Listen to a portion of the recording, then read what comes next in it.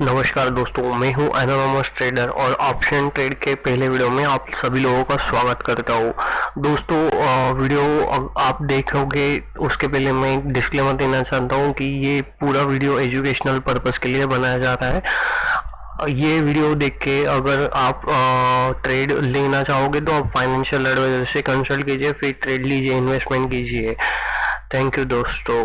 और अगर हो सके तो मेरा चैनल सब्सक्राइब कीजिए, लाइक्स और कमेंट भी कीजिए। आपके जो भी सजेशन रहेंगे मैं उनके ऊपर विचार विनिमय भी करके वो हमेशा क्लियर करते रहूँगा। तो आज की जो ऑप्शन स्ट्रेटेजी है उसका नाम है डबल डायगोनल ऑप्शन स्ट्रेटेजी दोस्तों। सो बेसिकली डबल डायगोनल कैसे बनाया जाता है वो मैं एक आपको यहाँ पे बैंक निफ्टी के ऊपर बना के दिखाऊंगा ऑप्शन स्ट्रेटेजी। अभी फिलहाल बैंक निफ्टी जो है आज तारीख चल रही है आपकी 19 अक्टूबर 2020 और रात के 11:20 हो रहे ऑलमोस्ट। तो आज बैंक निफ्टी ने 700 पॉइंट्स का गेन दिया है। 700 प्लस पॉइंट्स है वो, एक्चुअली 733। सो आज 733 पॉइंट्स का गेन देने के बाद अगर मैं ये स्ट्रेटेजी डिप्लॉय करना चाहता हूँ नेक्स्ट एक्सपायरी के लिए, जो कि आने वाली है 22 को, तो मुझे ऐसा लग रहा है कि बैंक निफ्टी बहुत ज़्यादा रन दे चुकी है। एक रिट्रेसमेंट लेना थोड़ा ज़रूरी है। और साइमल्टेनियसली हम जो ये स्ट्रेटेजी रहेगी ये डिप्लॉय करेंगे तो बेसिकली एक रेंज बेस वाली स्ट्रेटेजी रहेगी। तो अगर एक सपोज रेंज मान के चलते हैं कि लाइक यहाँ पे मेरा अगर एक सपोर्ट आ रहा है, सॉरी रेजिस्टेंस है अराउंड 25,000 के आसपास, तो 25,000 के ऊपर मुझे रेजिस्टेंस दिख रहा है, तो मैं एक यहाँ पे जाऊँगा और ऑप्शन चेन पे एनएससी के साइट्स पे, और करंट एक्सपायरी जो 22 अक्टूबर की है उसका जो 25,000 का कॉल है, जो इसकी प्राइस चल रही है 92 रुपीज़। ओके गाइस, 92 रुपीज़ चल रही है, तो वो मैं एक सेल करूँगा। बेसिकली 25,000 का एक लॉट सेल करेंगे हम यहाँ पे। ओके, और साथ ही में हमको रेंज बनानी है। ओके, डबल डायगोनल में हमें रेंज लेके चलना है, रेंज के ऊपर काम करना है। ओके गाइस, सो हमें एक रेंज करनी है, तो अगर रेजिस्टेंस की रेंज तो हो गई 25,000, हमने एक रफली ले लिया एक मोटा मोटी यहाँ देख के। नाउ हमें सपोर्ट्स देखना है, तो 22,200 का जो था ना एक सपोर्ट, वो एक अच्छा खासा यहाँ से रिट्रेस हुआ है। तो मैं देखूंगा कि 22,000 का जो पुट है वो उसका प्रीमियम क्या चल रहा है। लाइक 22,000 तो थोड़ा बहुत ज़्यादा दूर हो जा रहा है। 22,000 पे तो सिर्फ 10 या 12 रुपए मिलेंगे। सो इंस्टेड ऑफ दैट, आज तो मंडे चला ही गया, तो हमारे पास सिर्फ ट्यूसडे, वेडनेसडे और थर्सडे, ये 3 दिन बाकी है। ओके गाइस, तो ये 3 दिनों के लिए अगर हम सेल करना चाहेंगे और एक अच्छा प्रीमियम गेन करना चाहेंगे तो मैं चूज़ करूँगा कि 23,500 का एक पुट बेच दिया जाए। ओके गाइस, सो बेसिकली 23,500 का एक पुट मैंने यहाँ पे सेल कर दिया। Okay guys, okay. Something is wrong. तो कॉल हो गया, ये पुट हो गया, ये ऐड नहीं हुआ क्या? ओके ओके, ऐड हो गया ये। इधर का 92 रुपीज़ का प्रीमियम मिल गया, इधर का 84 रुपीज़ का प्रीमियम लग गया। टोटल मार्जिन जो है वो 1,40,000 लग गया। और नेट क्रेडिट कितना आ रहा है हमें? क्रेडिट हमें प्रीमियम रिसीव कितना हो रहा है दोस्तों? 4,400। As of now probability of profit कितनी आ रही है? 69%, ऑलमोस्ट 70% प्रोबेबिलिटी है। अगर ये रेंज के अंदर ट्रेड रहता है तो हम प्रॉफिट में रहेंगे। बट स्ट्रेटेजी यहाँ पे तो खत्म नहीं होती है, स्ट्रेटेजी और आगे चलती है दोस्तों।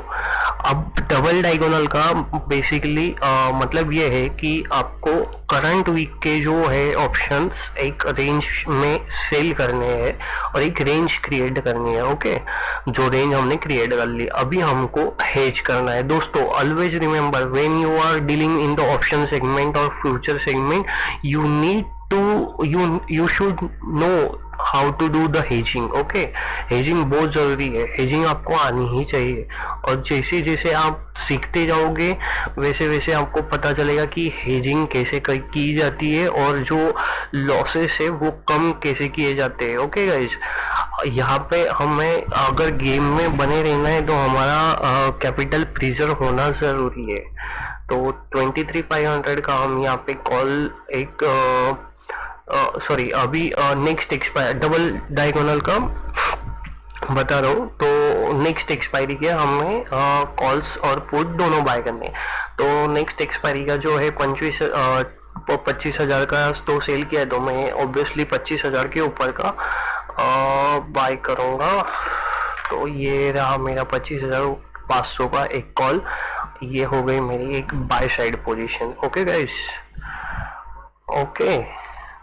और यहाँ पे पुट साइड भी हमें करना है वैसे ही 23,500, मतलब मैं 23,000 का कॉल पुट बाय करूँगा। ओके गाइस, सो बेसिकली हमने यहाँ पे ये डबल डायगोनल बनाया है, दिख गया दोस्तों। ये एक डायगोनल ऐसा वाला और ये एक दूसरा डायगोनल, तो इस तरीके से ये दो डायगोनल बन गए हमारे। ये हमारा पे ग्राफ का चार्ट हो गया।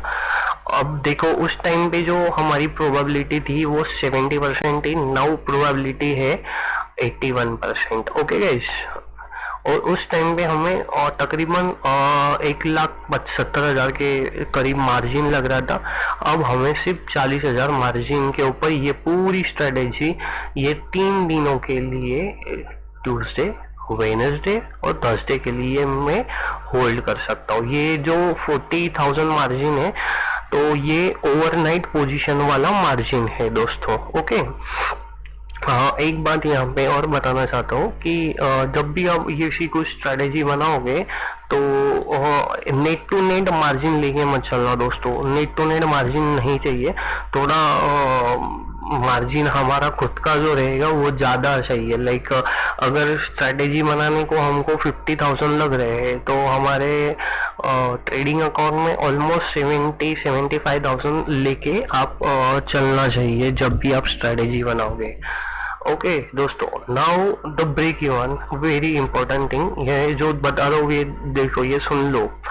ये जो ब्रेक इवन है ये 23,245 और 25,292, मतलब ये लगभग 23,250 और 25,300, ये इस रेंज के बीच में, इस रेंज के बीच में अगर कहीं पे भी ये 3 दिनों के अंदर, ट्यूसडे, वेडनेसडे और थर्सडे, ये 3 दिनों के अंदर एक्सपायरी होती है तो हमें मैक्सिमम प्रॉफिट 4,675 हो सकता है, जो कि 12% रहेगा on our diploid capital.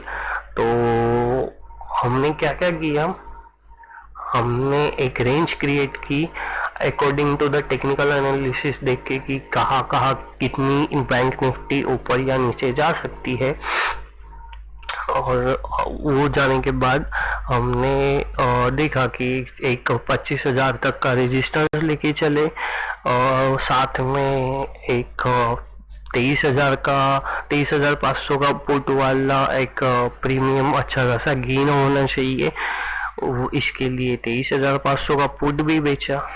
Plus हमें वो दोनों ओवरनाइट कैरी फॉरवर्ड पोजीशन करने के लिए हेज करना जरूरी है। इसीलिए डबल डायगोनल स्ट्रेटेजी में नेक्स्ट एक्सपायरी के, always remember, whenever you are creating double diagonal strategy, next expiry के ही आपको कॉल और पुट दोनों बाय करने हैं। लेकिन जब सेल करोगे तब करंट वाले सेल करने हैं।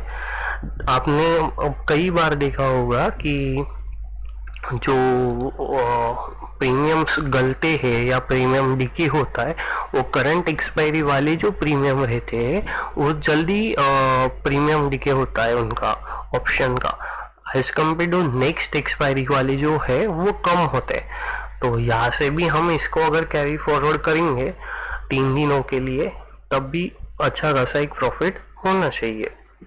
अच्छा, तो रूल्स ये है कि हमको मंडे के दिन आप ये स्ट्रेटेजी बनाओ, मंडे ट्यूसडे वेडनेसडे, और वेडनेसडे को शाम तक अगर कुछ प्रॉफिट होता है तो काटने की पोजीशन काटने की कोशिश करो, अदरवाइज उसको ट्यूसडे को थर्सडे को 3 बजे तक भी काटा तो भी चलेगा, लेकिन मैं तो प्रेफर करूंगा कि आइदर वेडनेसडे को ही स्क्वायर ऑफ कर दो, क्योंकि थर्सडे बहुत वोलेटाइल रहता है दोस्तों।